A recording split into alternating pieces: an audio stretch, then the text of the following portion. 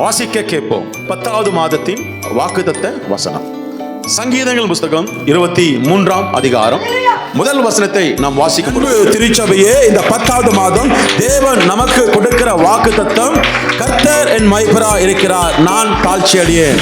தேவஜனமே, தாவீது பாடின சங்கீதம், தாவீது ஜெபித்த ஜெபம், தாவீது ஆராதித்த ஆராதனை, தாவீது துதித்த துதி என்ன அப்படின்னா, கர்த்தர் என் மேய்ப்பராய் இருக்கிறார், நான் தாழ்ச்சி அடையேன். தாவீதின் வாழ்க்கையில தகப்பன் இருக்கிறாரு, தாய் இருக்கிறாங்க, சகோதரர் இருக்கிறாங்க, ராஜா இருக்கிறாரு, அநேகர் இருக்கிறாங்க. எல்லாரும் இருந்தாலும் தாவீதினுடைய வாழ்க்கையில பயங்கரமான நெருக்கம், பிரச்சனை, போராட்டம், குறைவு, மரணம் பள்ளத்தாக்கிலே நடக்கிற ஒரு வாழ்க்கை.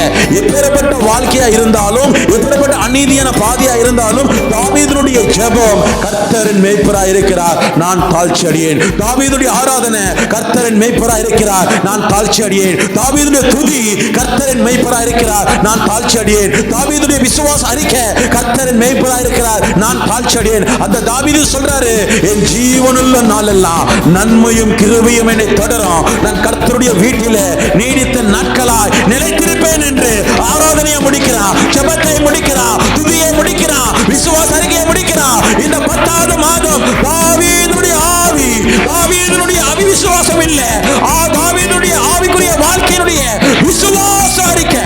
நன்மை கிருபை என்னை தொடரும்,